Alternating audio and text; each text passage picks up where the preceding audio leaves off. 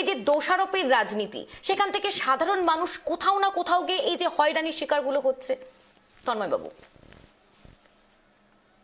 প্রথমে কেটিভি বাংলার সমস্ত দর্শক নমস্কার, দেখুন, বাদুরিয়া শুধু বাদুরিয়া না, আজকে সমগ্র পশ্চিমবঙ্গে যে অরাজকতা এসআইআর কে নিয়ে হয়েছে, অন্তত এসআইআর কে নিয়ে আমার এটা 25তম একটা পর্ব।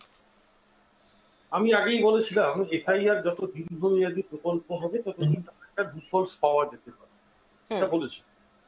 তো সেই কথাটাই দেখুন মিলছে কিরকম। আজকে এসআইআর স্পেশাল ইন্টেন্সিভ রিভিশন, যেটা পশ্চিমবঙ্গ সরকার বলছে রাজনৈতিক হাতিয়ার আর বিজেপি বলছে তা মানুষের জন্য, কিন্তু মানুষের জন্য যদি সত্যি হতো তাহলে আজকে যে অরাজকতা, এবং এই অরাজকতাকে কিছুটা প্রভাবিত করছে আমাদের বিমল বাবুদের দল।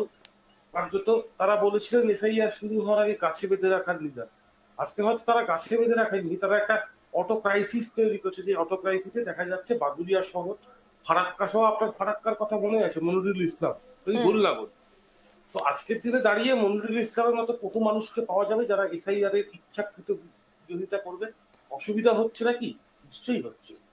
অসুবিধাকে সংকুচিত করে এটা একটা পর্যবেক্ষণ করা দরকার ছিল। অশান্তির মধ্যে দিয়ে কোনো শান্তি প্রক্রিয়া কোনো প্রতিস্থাপিত হয় বলে আমার অন্তত জানা নেই। আমি 50 বছরে এসেছি।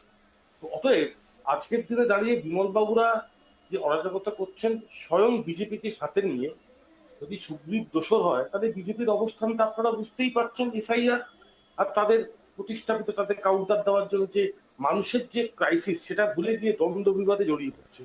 আমাদের ব্যর্থতা এবং দুঃখ এটাই যে যে রাজনৈতিক দল মানুষের কথা বলবো বলে মানুষের বিরোধিতা করে, তাদেরকে ধিক্কার জানানো আমরা জানাতে পারি না। তার কারণ জানেন, আমরা বাঙালিরা দিনে দিনে যে ভাতা, অনুপ্রেরণা, এগুলো এত পেয়েছি না, ভাতা পেতে পেতে, অনুপ্রেরণা পেতে পেতে আমরা ভাতাশ্রী প্রকল্প কোনোদিনও পেয়ে যাবো। বিমল বাবুরা দেবে না।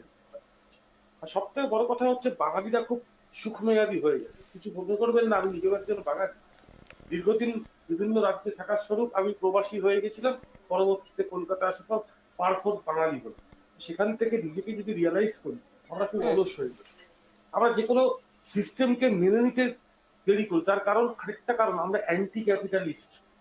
আমরা ক্যাপিটালিজমকে মানতে পারছি।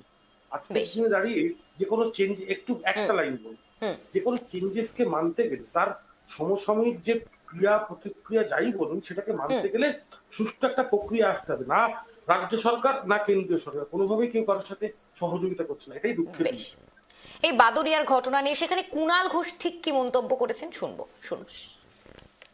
উস্কানিটাই তো বিজেপি দিয়েছে। আপনি মানুষকে বারবার হয়রান করবেন, এক মানুষকে 14 বার ডেকে পাঠাবেন, নামের বানানের একটু এদিক ওদিকের জন্য আপনি তলব করবেন, কাজকর্ম ছেড়ে তাদের